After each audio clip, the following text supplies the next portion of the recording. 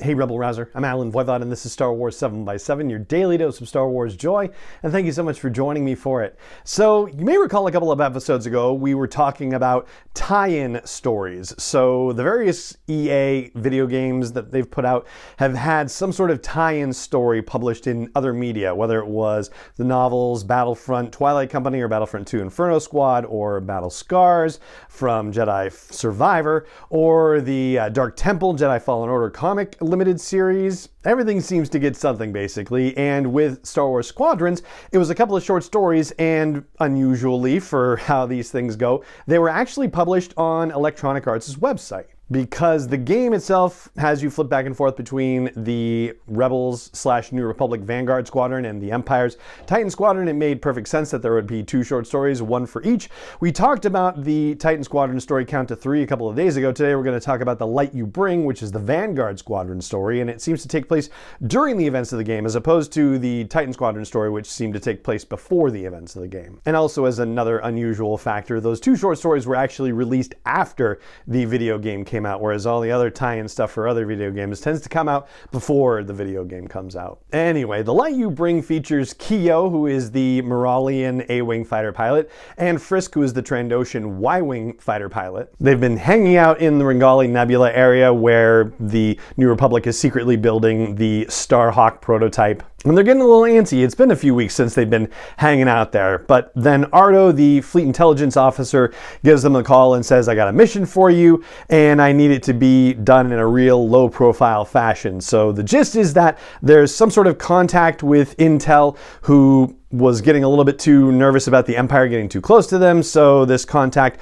went and found one of Ardo's contacts on the Navlas Triad, which is this station that had been what sounds like a smaller mining kind of situation, similar to Cloud City, where maybe the mining guild, wouldn't have paid attention to them and maybe the Empire would have overlooked them, but not so much anymore. Anyway, so now it's just supposed to be a backwater refueling post for smugglers and ne'er-do-wells and so forth. And this is where Frisk and Keo are supposed to go to try to meet this other contact and get the intel from that other agent. Now, Keo, we find out in the game, is somewhat force sensitive. I mean, not force sensitive enough that they actually know how to manipulate the force or use the force, but they do get kind of that little sense of things. And as they're looking at the mission holograms and talking about things, they're feeling this little tingle of something that's just not quite right. Like there's some sort of trouble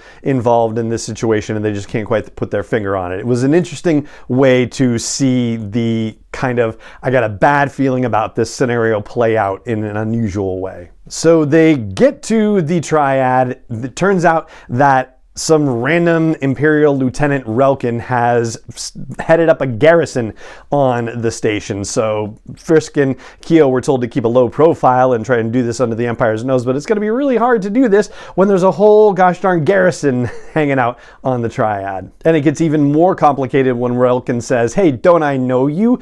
And Frisk thinks that it has to do with him. In the game, he tells a very funny story about how he had been smuggling collector's pieces and sold them, which was not a crime, but perhaps selling fakes was a crime. And he'd said, how was I supposed to know that this Imperial governor was going to display this artwork to Grand Admiral Thrawn? So that's how he got found out, and that's how he got a death mark put on him. Initially, then, Frisk thinks that he might be the problem with the mission, and so they end up going to the cantina, finding out that the contact was spooked by the garrison on the Triad station. No surprise, so they dropped their astromech with all of the intel on a nearby icy moon. This is going to be a problem to get because the Dockmaster tells Keo and Frisk that the Empire is monitoring every arrival and departure, but it's going to get even more complicated very quickly because Relkin shows up at the cantina and says, I do know you, but it turns out that it's not Frisk that he knows, it's Keo. And it turns out that Keo actually messed over Relkin at some pod racing event or some racing event basically. So prior to Keo joining the rebellion, they were a very successful racer. And there was this Sirocco Sunset Grand Prix where maybe the move was a little bit questionable at the end, but Relkin thinks that it would have been his path to glory in the Empire and getting into the Imperial Starfighter Corps, and instead that loss meant a life of logistics and backwater assignments, and so definitely holds Keo responsible. And so Keo is like, well then, like if we're just smugglers, like you're just gonna let us go, and Relkin is like, yeah, no, nobody's gonna miss you, is what I'm thinking. And so they pull blasters, Frisk starts a fight, and they manage to escape, at least for the time being. They manage to get onto a droid barge, which is just one of these little automated things going around the various aspects of the station. They have a beautiful conversation, Keo and Frisk do, while they're in that cooling off period, hanging out in the droid barge and trying to figure out what they're going to do next. Frisk talks about how he doesn't think he's built for the rebellion or for the New Republic, now that it is no longer the rebellion, that in such a governmental situation, he would either end up in prison or in community service. Keo's response is to say, hey, we're building the New Republic right now, and you have a place for it because we needed you as a smuggler to deal with this particular aspect of the operation. And it's really all about your own mentality that you're bringing, the light that you're bringing to a situation, that we're all building the New Republic step by step, no matter what our previous backgrounds were, no matter what our specialties are. It's a really awesome conversation. I very much enjoyed it. Ultimately, the way they get out of it is by playing on Relkin's ego. So they have nothing to bargain with except the fact that Relkin thinks he's the better pilot and can't stand the fact that he lost once upon a time to Keo. So Keo calls up on an intercom and says, hey, I know you got our ships impounded, but I want to challenge you to a rematch. The rematch, very coincidentally, is going to happen on that icy moon where they need to go pick up the intel. And naturally, Relkin takes the bait and they go race, and it doesn't work out for Relkin. Meanwhile, Keo is able to pick up the astromech droid, and all's well that ends well. There's a little stinger at the end where Ardo, the fleet intelligence officer, gets the data off the astromech and says, okay, this is a good thing for Project Starhawk, so it has to do with that situation. And yeah, that's pretty much how the story ends. The one thing that's not particularly clear about it is that Frisk and Keo are talking about a secret mission and they don't know what it is, but they're hoping to find out what it is. At this point, they're in the Ringali Nebula, so they ought to know about the Starhawk prototype already. So unless they're talking about a rumor about this mission that ultimately Keo and Frisk get sent on, the only other option is that this is a reference to how they were going to put the Starhawk in the Xavian Abyss and try to capture the Overseer with it. There's also a mention of a new Vanguard Squadron commander arriving soon, and unfortunately I